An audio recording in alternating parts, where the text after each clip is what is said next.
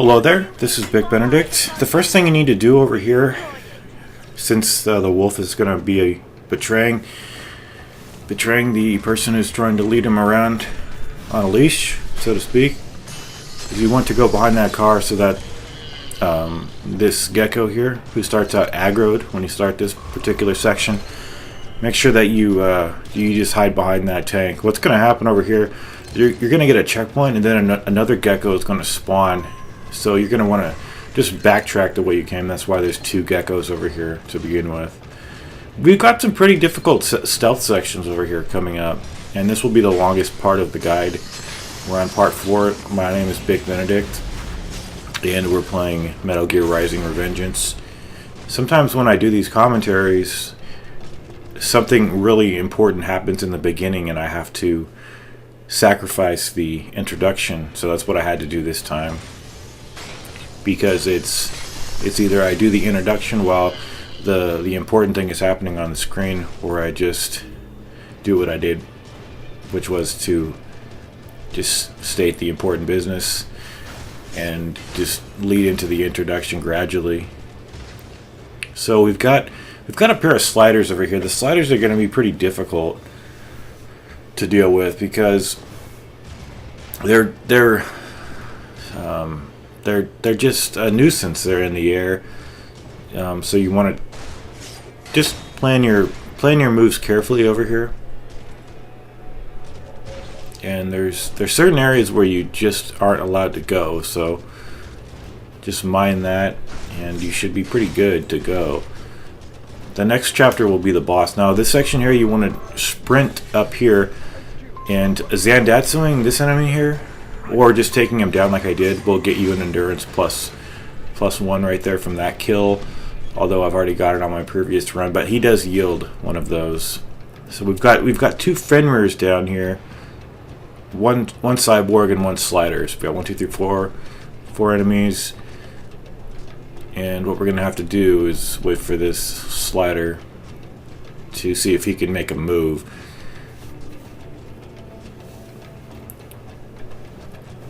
So I would definitely beware of these Fenrir's because they're very difficult to take care of if they're aggroed.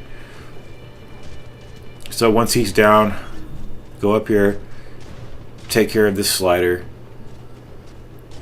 but mind where those Fenrir's are pointing, because they're, I mean, if they start chasing you, it's pretty much game over unless you want to sacrifice a few health. I mean, I killed the last Fenrir on one of the sections coming up. I killed him. I took him out. I got a parry, which is fortunate. And if you get that, you can start Zandatsuing certain of his body parts off. A couple of nuisance dwarf geckos will be coming up too.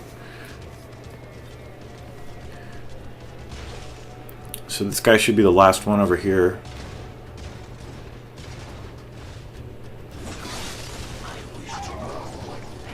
And we're going to move on, and let's see. I think they put an extra grad over here. Look at his movement, though. He turns. I don't remember him turning on hard difficulty. So perhaps he does that turn on the harder difficulties. And then you just want to hide behind this bus. This was the bridge that collapsed when, as Raiden, we were running the opposite way over this bridge.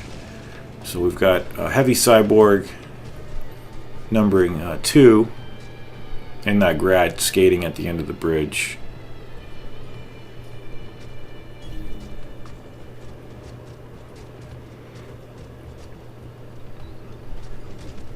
So if you're far enough away from enemies, a lot of the times they don't see you, which is nice.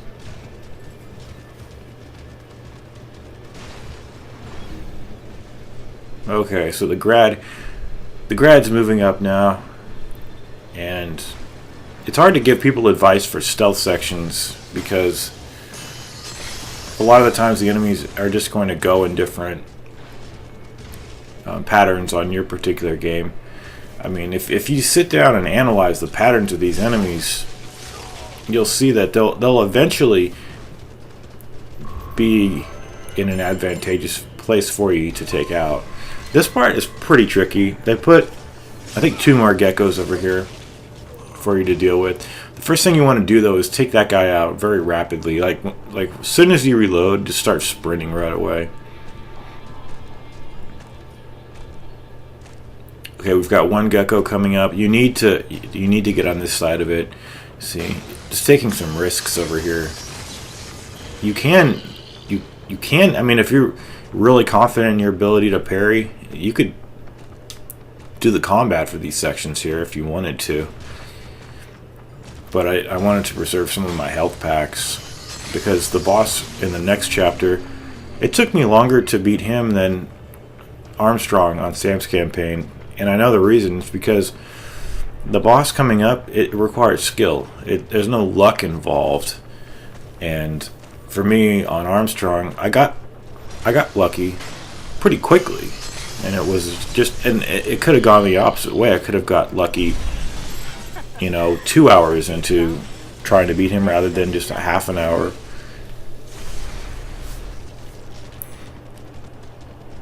I think some of the assets too that they reuse on these DLCs, I mind it less when they're environmental assets that I like. I really like this section of the game.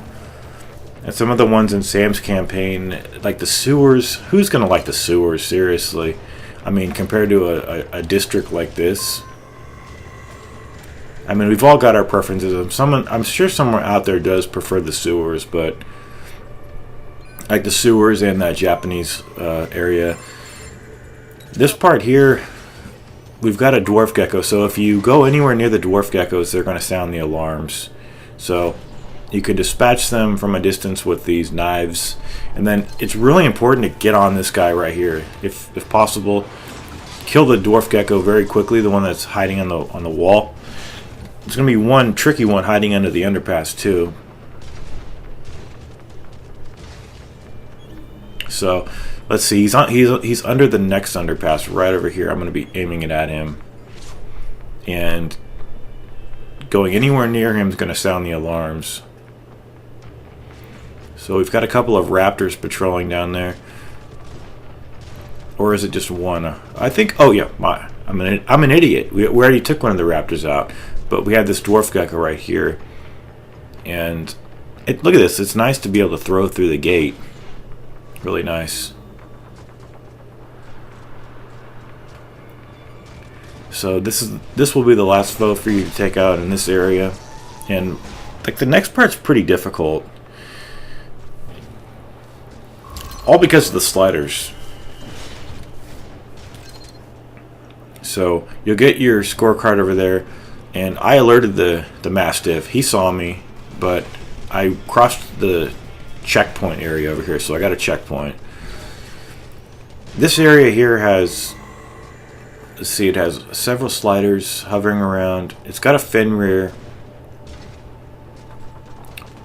Now what I'm going to do here, I take him out. Oops, no, whoa, I remember that. I don't know what happened there. That must have been a glitch or something right there, because I was right on him. What could have happened there is that it could have gone to from cautionary to alert status. So see the parry right there allows you to start Zandatsuing him if you have fuel cells enough. So we can take off a couple of his arms, and getting those parries are instrumental in dealing with these guys here. So yes, this is stealth, but if you like I'm showing you right there, if you get into combat. What I decided right there though was just get the Finra out of the picture, and then I could deal with these sliders somehow, even if I have to go into hiding a little bit for the door to open up. How these doors work is that if you have any alert status, the door's not going to open.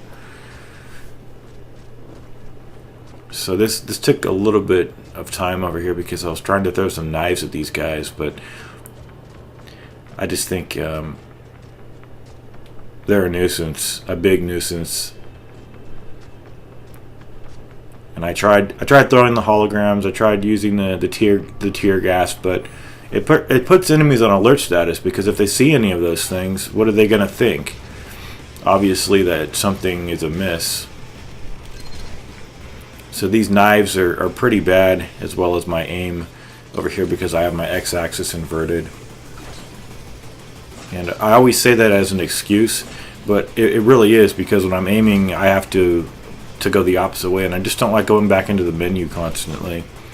And I'm getting a lot of screen tearing on this. So much screen tearing. It's ruining the experience. And I have the settings. I have the VSync on. I'm in NVIDIA control panel. It's on. So I really don't know what the problem is. I guess it's the game. It's tearing. So as long as the alert goes away, you can actually go into the door, and that's what's going to happen over here, because I think I'm gonna just take one of these guys out. I wish it had some kind of auto throw or something that could just, because it's such an incidental mechanic. It's not very important. I love this area. I love the textures. I love the color schemes. The sky. This whole district is just wonderful.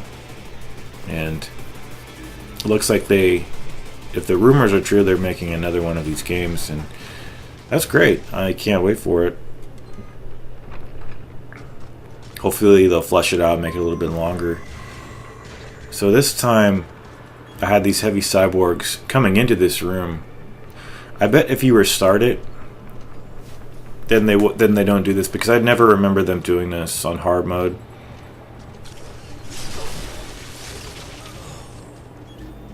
And this guy decided to take a turn for the worse, though, because he got speared right there.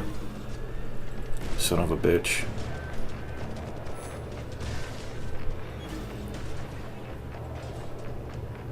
Okay, so I don't understand why they put these dwarf geckos here.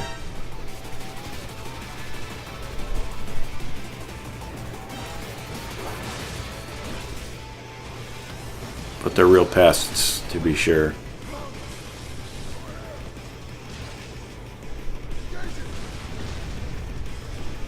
Okay, so we've got another cyborg over here. I don't mind enemies with rocket launchers as long as they... You see, this bothers me more. Like, how am I supposed to play the game when they constantly parry that? Like, they parry your parry. It's ridiculous. And they keep counterattacking it. It makes an enemy that could be fun just not even anything approaching fun whatsoever. So make sure you have some nano paste, because the boss is pretty difficult to deal with.